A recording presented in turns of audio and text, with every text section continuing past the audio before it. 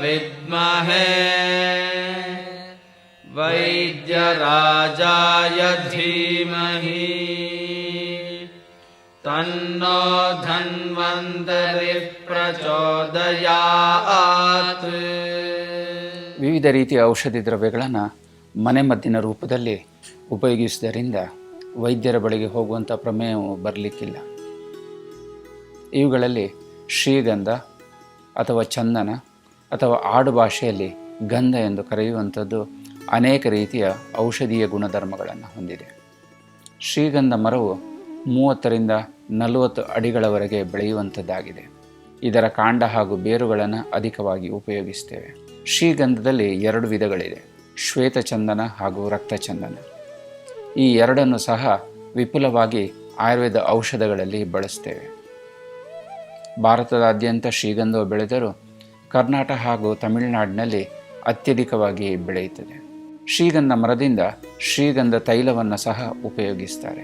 ಶ್ರೀಗಂಧ ತೈಲ ನಿರ್ಮಾಣ ಮಾಡಲು ಶ್ರೀಗಂಧದ ಕಾಂಡವನ್ನು ಅಥವಾ ದಪ್ಪವಿರುವಂತಹ ಗೆಲ್ಲುಗಳನ್ನು ಉಪಯೋಗಿಸ್ತಾರೆ ಹಾಗೂ ಬೇರಿನಿಂದ ಸಹ ಶ್ರೀಗಂಧ ತೈಲವನ್ನು ಉತ್ಪನ್ನ ಮಾಡ್ತಾರೆ. ಸುಮಾರು 1 kg ಕಾಂಡ ಅಥವಾ ಬೇರಿನಿಂದ 100 ಮಿಲಿ ಆಗುವಷ್ಟು ಶ್ರೀಗಂಧ ತೈಲವನ್ನು ಮಾಡಬಹುದಾಗಿದೆ. ಈ ಶ್ರೀಗಂಧ ತೈಲವು ಸಹ ಅನೇಕ ರೀತಿಯಲ್ಲಿ ಮನೆಮದ್ದಿನ ರೂಪದಲ್ಲಿ ವಿವಿಧ ಕಾಯಿಲೆಗಳಲ್ಲಿ ಆಯುರ್ವೇದ ವೈದ್ಯರು ಬಳಸ್ತಾರೆ. ಕಫ ಪಿತ್ತ ದೋಷಗಳಲ್ಲಿ ಈ ಶ್ರೀಗಂಧ ಹೇಳುವಂಥದ್ದು ಅತಿ ಶ್ರೇಷ್ಠವಾಗಿದೆ. ಕಫ ಸಂಬಂಧಿ ವಿಕಾರ, ಪಿತ್ತ ಸಂಬಂಧಿ ರೋಗಗಳಲ್ಲಿ ಉಪಯೋಗಿಸಬಹುದಾದರೂ ಪಿತ್ತ ಸಂಬಂಧಿ ರೋಗಗಳಲ್ಲಿ ಅತಿ ಶ್ರೇಷ್ಠವಾಗಿದೆ.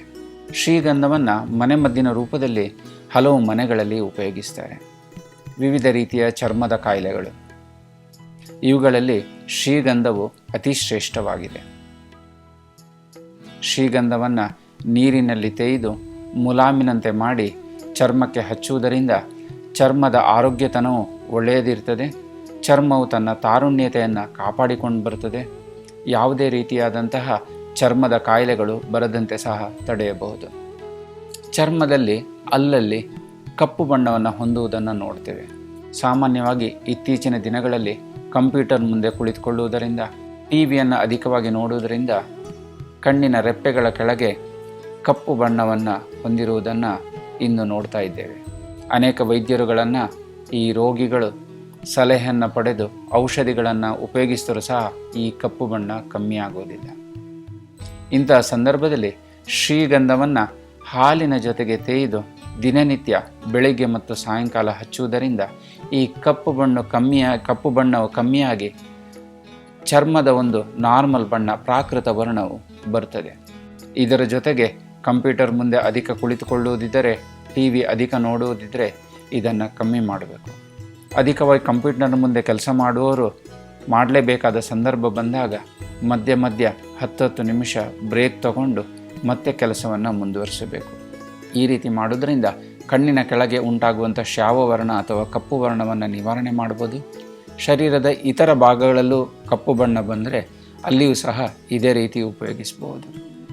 ಕೋಮಲ ವ್ಯಕ್ತಿಗಳು, ಸ್ತ್ರೀಯರು ಬಿಸಿಲಿಗೆ ಹೋದಾಗ ಸನ್ಬರ್ನ್ ಅಥವಾ ಟ್ಯಾನಿಂಗ್, ಚರ್ಮವು ಕೆಂಪು ಹಾಗೂ ಕಪ್ಪು ವರ್ಣವನ್ನು ಹೊಂದುವುದನ್ನು ನೋಡ್ತೇವೆ. ಈ ಸಂದರ್ಭಗಳಲ್ಲಿ ಸಹ ಶ್ರೀಗಂಧವನ್ನು ನೀರಿನ ಜೊತೆಗೆ ತೇಯ್ದು ತೆಳ್ಳಗೆ ಮುಲಾಮಿನಂತೆ ಮಾಡಿ ಸ್ವಲ್ಪ ಪ್ರಮಾಣದಲ್ಲಿ ಕಹಿಬೇವಿನ ಎಲೆಯನ್ನು ಪುಡಿ ಮಾಡಿ ಸೇರಿಸಿ ಚರ್ಮಕ್ಕೆ ಹಚ್ಚುವುದರಿಂದ ಈ ಸನ್ಬರ್ನ್ ಅಥವಾ ಡಾರ್ಕ್ ಟ್ಯಾನ್ ಏನಂತ ಹೇಳ್ತೀವಿ, ಇದನ್ನು ನಿವಾರಣೆ ಮಾಡ್ಬೋದು. ಬಿಸಿಲಿಗೆ ಹೋಗುವುದಕ್ಕಿಂತ ಮುಂಚೆ ಸಹ ಸ್ವಲ್ಪ ಪ್ರಮಾಣದಲ್ಲಿ ಹಚ್ಚಿ ಹೊರಗಡೆ ಹೋಗ್ಬೋದು. ಇದರಿಂದಾಗಿ ಸನ್ಬರ್ನ್ ಅಥವಾ ಟ್ಯಾನಿಂಗ್ ಉಂಟಾಗುವುದಿಲ್ಲ. ಸೆಕೆಗಾಲದಲ್ಲಿ, ಸಮ್ಮರ್ನಲ್ಲಿ ಬೆವರು ಸಾಲೆ ಅಂತ ಹೇಳ್ತೀವಿ. ಇದು ಕತ್ತಿನಲ್ಲಿ, ಕಂಕುಳಲ್ಲಿ ಸಣ್ಣ ಸಣ್ಣ ಸಾಸಿವೆ ಪ್ರಮಾಣದಲ್ಲಿ ಉಂಟಾಗುವಂತಹ ಒಂದು ಕಾಯಿಲೆಯಾಗಿದೆ.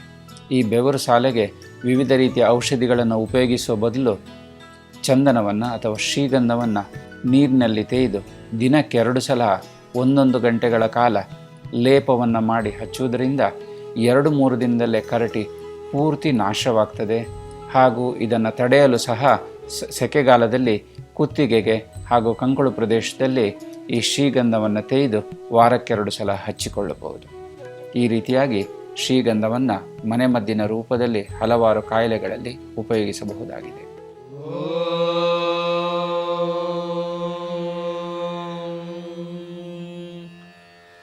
ವಾಸುದೇವಾಯ ವಿದ್ಮಹೇ ವೈದ್ಯರಾಜಾಯ ಧೀಮಹಿ ತನ್ನೋ ಧನ್ವಂತರಿಃ ಪ್ರಚೋದಯಾತ್.